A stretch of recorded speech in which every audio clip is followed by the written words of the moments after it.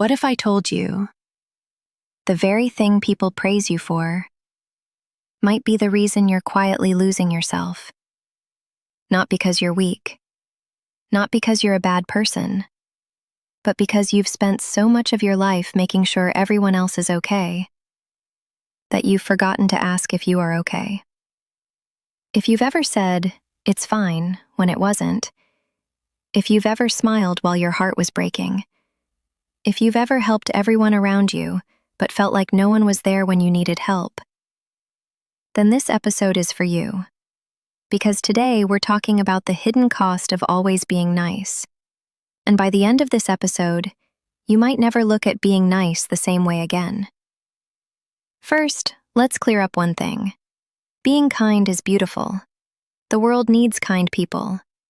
But there is a big difference between being kind and constantly sacrificing yourself just to keep everyone else happy. Many of us were taught from childhood, be nice, don't argue, don't upset anyone, always help. And those lessons sound good. But no one teaches us what happens when being nice becomes our entire identity. No one teaches us that sometimes the person we disappoint the most is ourselves. Let me tell you about someone. Let's call her Sarah. Sarah was the kind of person everyone loved. Whenever a friend needed help, she said yes. Whenever someone asked for a favor, she said yes. She stayed late at work. She canceled her own plans. She answered every phone call. She listened to everyone's problems. Everyone describes Sarah the same way. She's so nice. But every night, Sarah went to bed exhausted. Not because she worked too much, but because she never had time for herself. One day she looked in the mirror and quietly asked, "When was the last time I chose myself?" She couldn't remember. Maybe, you know someone like Sarah. Or maybe, Sarah is you. Here's something most people never talk about. Many people aren't nice because they want to be. They're nice because they're afraid. Afraid of rejection. Afraid of conflict. Afraid that if they say no, people will stop loving them. So they keep saying yes, even when every part of them wants to say no. Think about the last time someone asked you for something. Maybe your schedule was already full. Maybe you were tired. Maybe you needed rest. But instead of saying, "I'm sorry, I can't," you smiled and said, "Sure," and then spent the rest of the day wishing you had answered differently. Sound familiar? Here's the hidden cost. Every time you ignore your own needs, you teach yourself that your feelings don't matter. Every time you stay silent to avoid disappointing someone, you disappoint yourself instead. Little by little, you stop knowing what you actually want. You become so busy making everyone else comfortable that you become uncomfortable in your own life. The scary part? It doesn't happen overnight. It happens one small yes at a time. Here's something that took me a long time to understand. People get used to what you always give them. If you always say yes, they expect yes. If you're always available, they expect you to be available. Not because they're bad people, but because that's the pattern they've learned. Then one day, you finally say no. And suddenly, some people become upset. Not because you've changed, but because they're no longer getting the version of you that always put them first.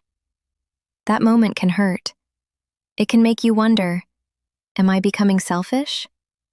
But maybe you're finally becoming healthy. Real kindness doesn't ask you to disappear. Real kindness includes you too. Imagine your phone battery. If you never charge it, eventually it dies. It doesn't matter how useful the phone is. Without energy, it can't help anyone. You're the same. If you never rest, never protect your peace, never make time for yourself, eventually, you have nothing left to give. Taking care of yourself isn't selfish, it's necessary. So here's a small challenge. The next time someone asks you for something, pause, just for a moment. Before answering, Ask yourself one question. Do I genuinely want to do this, or am I afraid of disappointing them? That one question can change your life, because sometimes the kindest thing you can do is say no. With respect, without guilt, without apologizing for existing. If today's episode felt personal, it's because so many of us are living this story. We've confused being loved with being useful.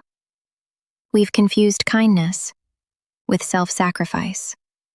But your worth has never depended on how much of yourself you give away.